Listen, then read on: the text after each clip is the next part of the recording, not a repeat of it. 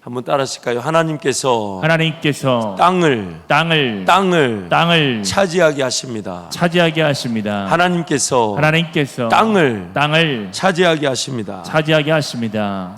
시편 37편 말씀 전체를 살펴보면 하나님께서 자기 백성들에게 주시는 복에 대한 말씀이 전개되고 있습니다. 그리고 하나님께서 그 복을 설명하실 때에 하나님의 백성들에게 땅을 주신다라고 37편에서 5번 등장하고 있습니다. 먼저 37편 9절 말씀 함께 선포합니다. 진실로 악을 행하는 자들은 끊어질 것이다. 여호와를 소망하는 자들은 땅을 차지하리로다. 여호와를 소망하는 자들이라라는 이 말을 세 번역에서는 주님을 기다리는 자들이 땅을 차지한다라고 말씀합니다. 참 역설적이죠. 주님을 기다린다는 말이 뭔 말이냐면 예수님의 재림을 기다리는 겁니다. 오늘이 마지막인 것처럼 예수님 이 땅에 임하여 주십시오. 아멘. 주 예수여 어서 오십시오. 그렇게 기다리는데 매일매일이 그렇게 주님을 기다리는 마지막인 것처럼 살아가는 자들에게 땅을 차지하게 하신다는 거예요. 참 놀라운 역설입니다. 시편 37편 11절 함께 선포합니다. 그러나 온유한 자들은 땅을 차지하며 풍성한 화평으로 즐거워하리로다. 산상수훈에서도 예수님이 온유한 자들은 땅을 기업으로 받을 것이다 라고 말씀해요.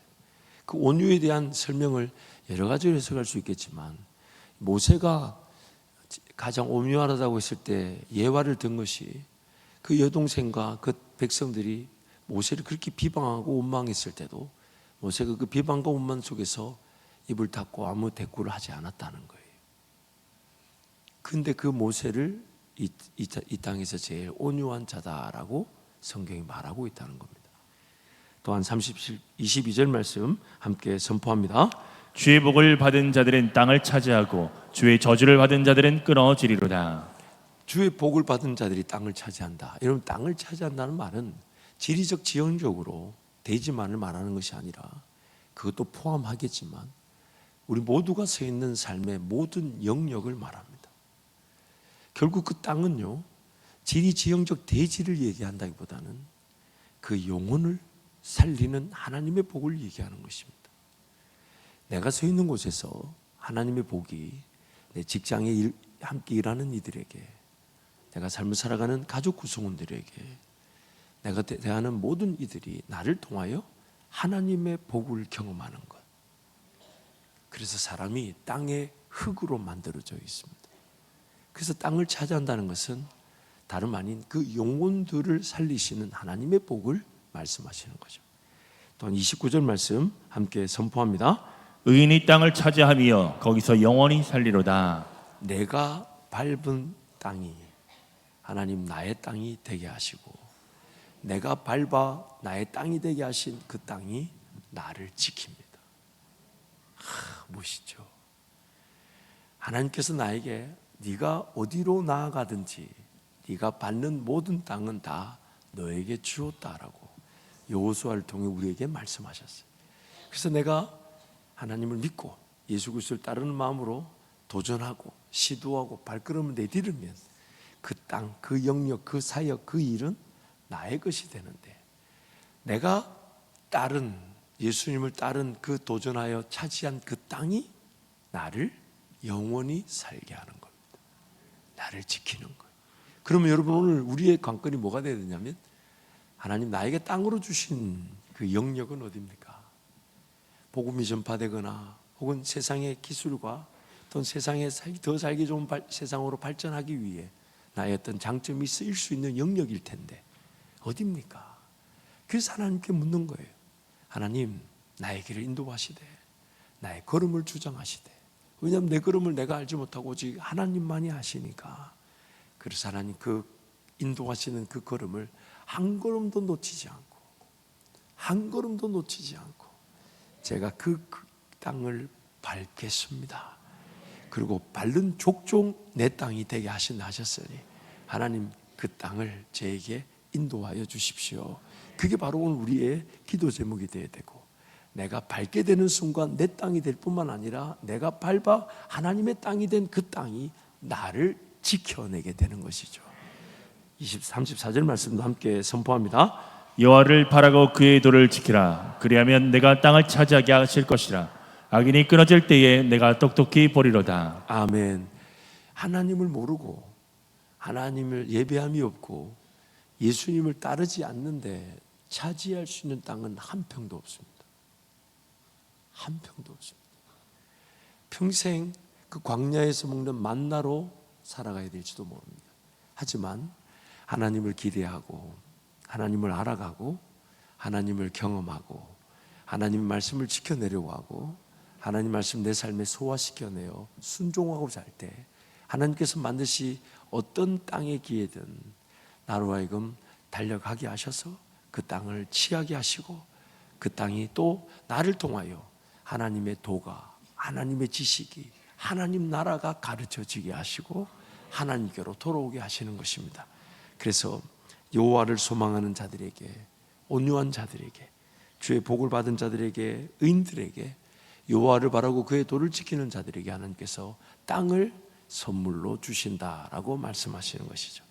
그래서 여러분 두 가지 내용으로 이 땅을 차지하는 자들을 설명할 수 있겠죠. 첫 번째는 하나님을 온전히 기다리는 자들이 땅을 차지합니다. 예수님의 다시 오심을 기다리고 오늘 내 발걸음을 인도하실 예수님을 기다리고 예수님의 지혜를 기다리고 예수님의 방법을 기다리고 예수님의 말씀을 기다리고 예수님의 음성을 기다리고 예수님 보이시는 환상을 기다리고 예수님이 앞서 걸어가실 그 한 걸음을 기다릴 때 우리는 반드시 땅을 차지하게 됩니다.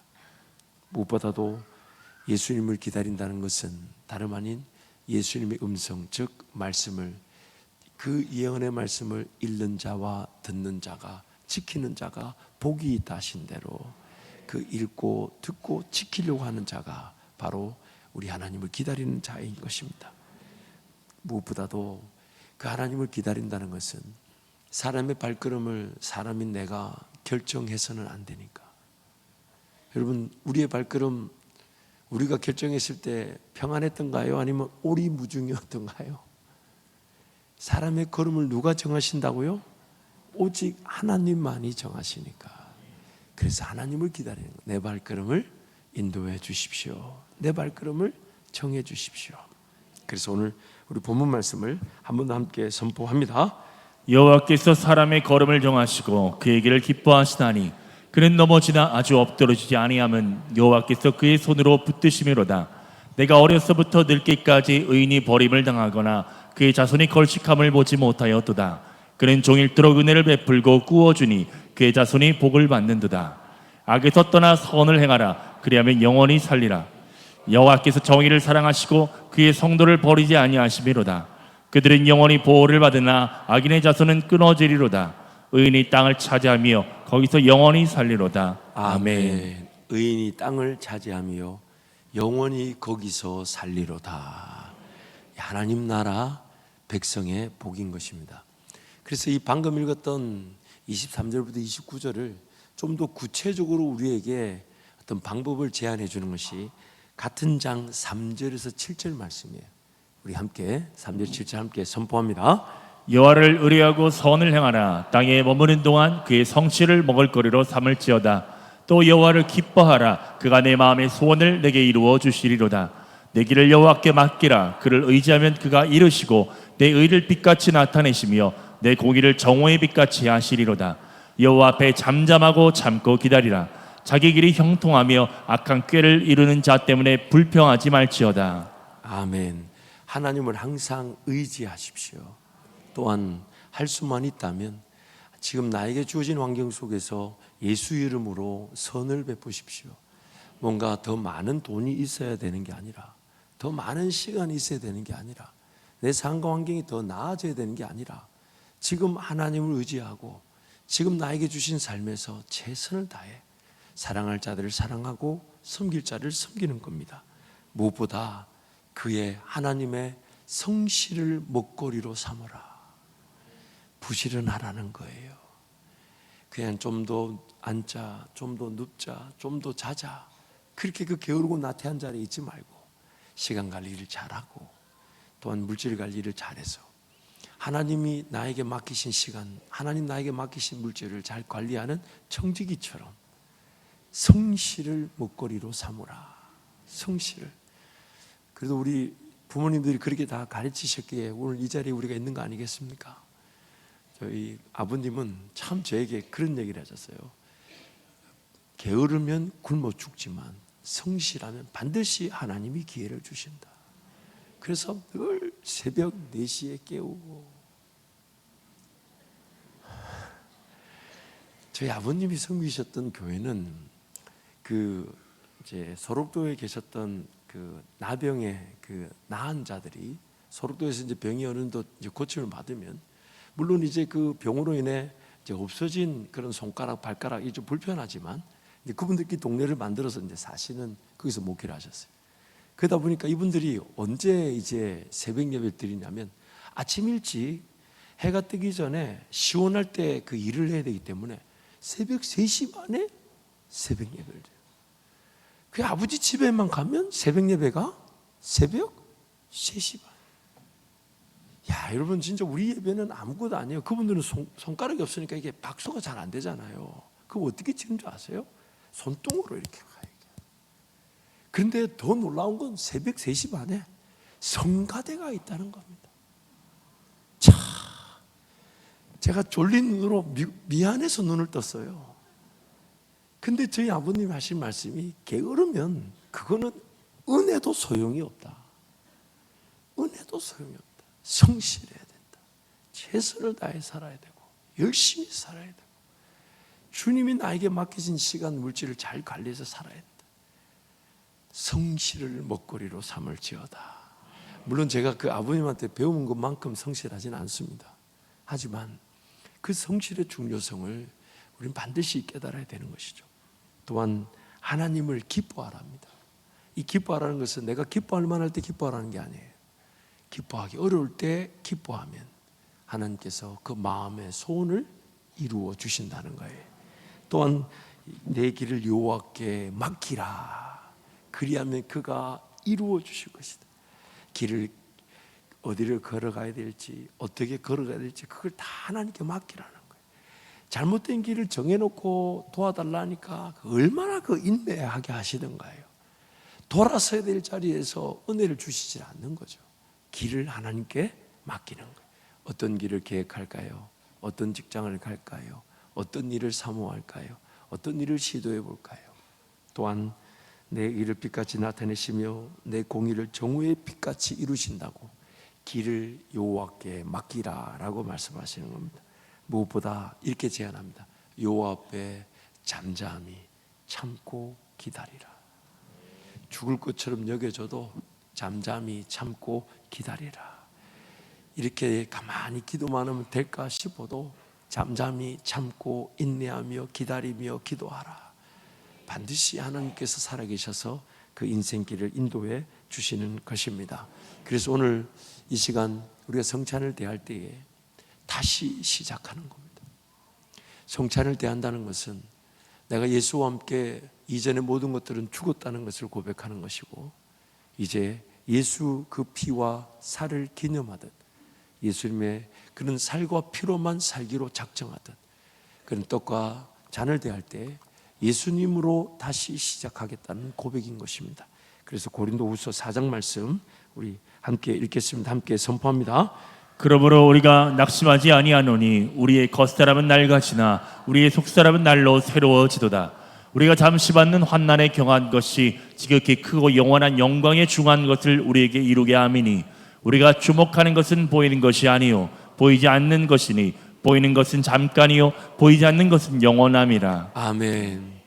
우리의 겉사람은 낡아지나 우리 상황과 형편은 더 어려워지나 우리의 소망과 희망은 더 기댈 곳이 없을 수 있으나 또 여전히 남은 삶 무엇하며 어떻게 살아야 되나 고민이 될 수 있으나, 그러나 우리 하나님을 의지하고 신뢰하는 자들은 그 속사람이 새로워져서 언제 어떻게 삶이 끝날지 모르나 지금 예배하는 기쁨을 누리게 될 것이며, 어려움과 상황은 여전히 풀리지 않은 채 답답한 상태에 있을 수 있으나 예수님 그분이 나와 함께 하심이 믿어져서 그 상황과 환경 속에서도 우리를 넉넉히 인도하실 것을 믿게 될 것이며, 삶이 캄캄하여 앞이 보이지 않는다 할지라도 우리의 속사람은 새로워져서 우리 하나님이 내가 너와 함께한다 하시며 그 어떤 길에서든 승리를 맛보게 하실 것이니까, 비록 우리의 겉사람은 낡아지나